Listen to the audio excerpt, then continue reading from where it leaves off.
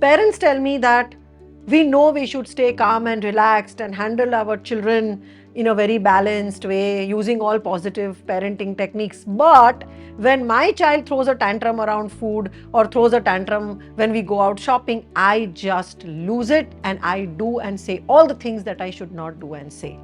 I'm Riri Trivedi, and today I'm going to talk about why self-regulation is so important for parents. I will be talking about what is self-regulation, what does it mean, and what are the different ways that as parents we can regulate ourselves so that we can apply some of the positive parenting tools and guidelines more effectively. What is self-regulation? Self-regulation means the ability to choose our response in certain situations.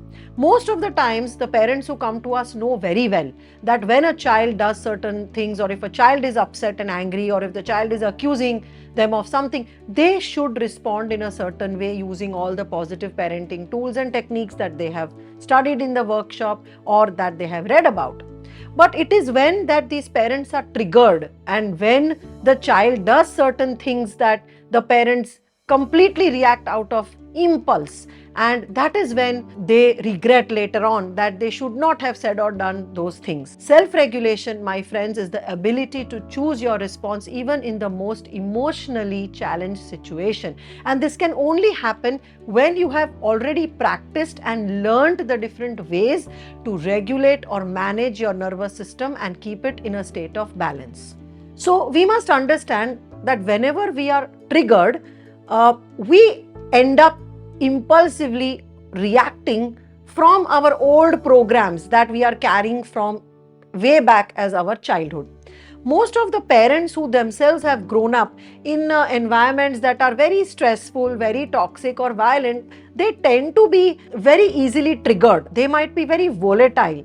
And this is because from childhood, their nervous system is programmed to be in a state of fight and flight, which means they are always in a hyper vigilant, hyperactive state, and they are easily triggered, and hence they are also very impulsive in their reactions.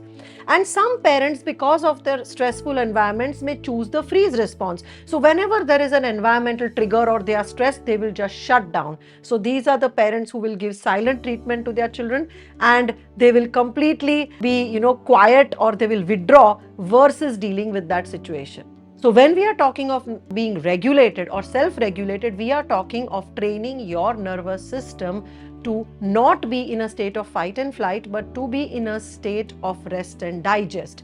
So whenever we are angry, anxious or triggered, we are in the sympathetic nervous system activation, and self-regulated means to be in a parasympathetic activation where our nervous system is relaxed, it is balanced, so that we have the presence of mind to choose our response, to choose the way we want to deal with the situation. This is even relevant not just while dealing with children, but also in dealing with your spouse, with your family members, or at workplace. So in today's video, let me talk about what are the different self-regulation techniques, how they are effective, and how you can use them as parents. The first and foremost pillar of self-regulation is we must understand that when our nervous system is self-regulated, it is marked by slow heart rate, a slower breathing, muscles that are relaxed, and when the physiology is in a calm and balanced state. Versus this, when we are dysregulated, then our physiology is in a state of fight and flight where the heart rate is high, the breathing is very fast and rapid or shallow, the muscle tone is tight, and there is a lot of stress hormones that are secreted in the body. Now, this is an automatic function of our nervous system. So, whenever we have years of being in fight and flight, if we have years of childhood experiences of being always very anxious, very triggered, very hyper, very stressed, then our nervous system is used to being in this dysregulated state. And this is where, when we become parents or adults, this dysregulation shows up in our reaction to different situations, whether it is with our family members, friends, at workspace, or with our children. So here are a few research-based techniques that I would like to share on how you can regulate this dysregulated nervous system so that it can empower you to be more in control of your reactions and responses versus being impulsive and triggered. One of the most effective methods and tried and tested method of regulating the nervous system is humming. It is a very simple practice where you just breathe in from the nose for 3 to 4 seconds, and as you breathe out for 7 to 8 seconds, you make a humming sound.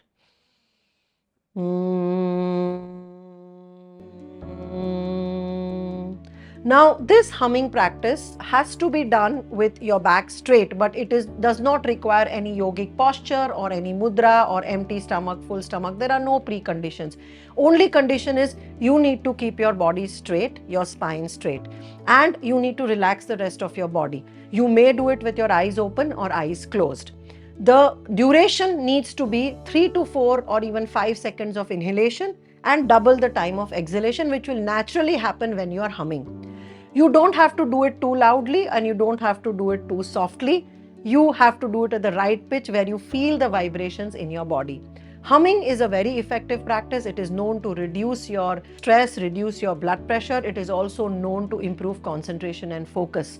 Humming is a very powerful practice where if you do it, say about 20 to 25 rounds in the morning, afternoon and evening, over a period of time, you will find yourself less triggered, more calm. You might find that you are able to sleep better.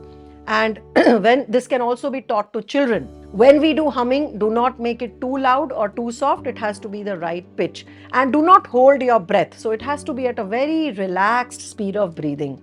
Humming, there is a lot of research on this done by Dr. Riri Trivedi. It was a part of his PhD thesis as well. So if you are interested, do read up on the research on humming or Brahmari Pranayam and how it can help you to relax and calm down your nervous system. It is a very simple technique. You can do it anywhere, in your kitchen, in your living room, if you're sitting in your car and waiting for somebody. You can even teach it to children. Another powerful practice is coherent breathing. There is a lot of research by the HeartMath Institute on this technique, and this technique is also very simple. It can be taught to children as well. Coherent breathing is when we, with our eyes closed, we breathe in. We imagine we are breathing into our heart center, and as we breathe out, we imagine we are breathing out from our heart center. So we are going to breathe in and out with the focus on our heart center, and in the coherent breathing, we try to keep the rhythm of the breath equal. So if you're inhaling 5 to 6 seconds, you exhale 5 to 6 seconds. You can keep your hand near your heart center as well, and you can count your breath. So you inhale and you exhale. You inhale and exhale in a very rhythmic or a coherent pattern. The science behind this is that when your heart is giving out coherent or rhythmic signals to the brain, then the brain will regulate your nervous system and bring it in a state of balance. The heart can only be brought into coherence with the help of breath, because breath is the bridge between the heart and the brain. So breath is the only tool through which you can regulate your heart signals, and by breathing in and out of your heart center in a rhythmic pattern with the same length of inhalation and same length of exhalation, you can feel coherence. Research also says that while you are doing coherent breathing, if you try to experience a positive emotion like love, gratitude, joyfulness, peacefulness or happiness, then the signal becomes even more coherent. So coherent breathing coupled with experiencing a positive emotion, and it is not a mental construct of a positive emotion, but actually feeling that positive emotion in your heart. When you do both of these together, then you can achieve a better coherence. So coherent breathing is also another very simple technique. You can do it for anything between 5 to 10 minutes a few times a day. This is known to reduce your stress. Over a period of time, when you do humming with coherent breathing, you will find that your anger may go down, you are less triggered, your frequency of getting triggered may reduce, or the intensity of your anger may also reduce. So these two techniques are also very powerful to manage anger. There are a couple of more self-regulation techniques like guided imagery with visualization, where you relax your body and then you visualize or imagine yourself being calm and balanced in different challenging situations. EFT tapping or emotional freedom technique, a technique founded by Gary Craig, is also a very powerful technique to self-regulate. The video of me explaining this technique is available on YouTube. Please do check it out.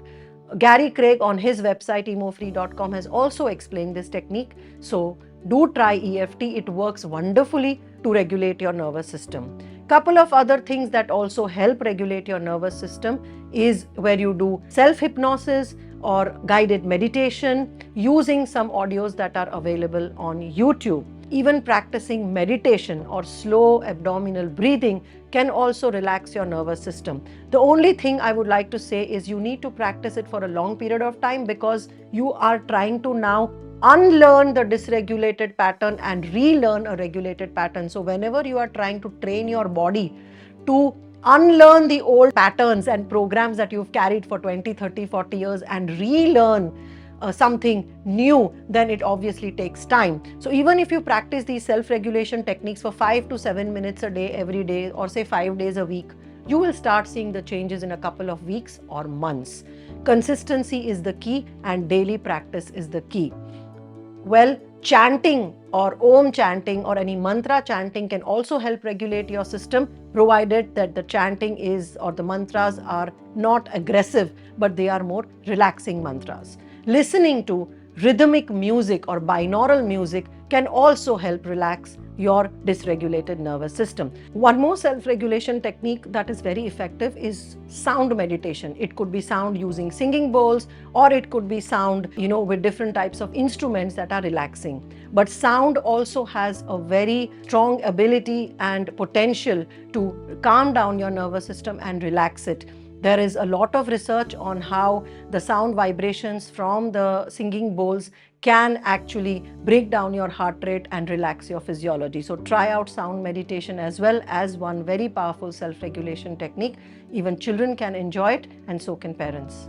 We teach self-regulation techniques in our Journey Within workshop. We also teach some of this in our parenting workshops. And I have also made a lot of videos on all these self-regulation techniques, be it humming, be it coherent breathing, EFT, guided visualization, relaxation, self-hypnosis, etc. So make sure that you learn these self-regulation techniques either with us or from whatever other resources that are available online. There are many free online resources also available where you can learn these and many other self-regulation techniques which will help you calm down your nervous system. So these are the different ways that parents can first regulate themselves, and once they have regulated themselves, then you as parents will be able to manage your triggers and reactions better, so that you can apply all the positive parenting tools that you have learned through our videos and programs in your interaction with your children. Self-regulation is the first step towards positive parenting, because if you are not self-regulated, all the gyan and all the wisdom you learn from your parenting videos and workshops will go out of the window the moment you are triggered by your child or by your spouse. So once you self-regulate yourself, you train your system to be in balance, that is when after that you will be able to be in a space to decide and choose how you want to deal with that emotionally triggering situation with your children, with your colleagues, with your family members or your spouse. I hope this video was useful. Do practice any one of these self-regulation techniques that I mentioned, and do mention in the comments below which one works for you. Remember, out of all these techniques, all may not work for everybody. Maybe one or two may be your favorite, which works really well for you. So do let me know in the comment section what works for you. Do like, subscribe my channel for more such videos on parenting and mental health.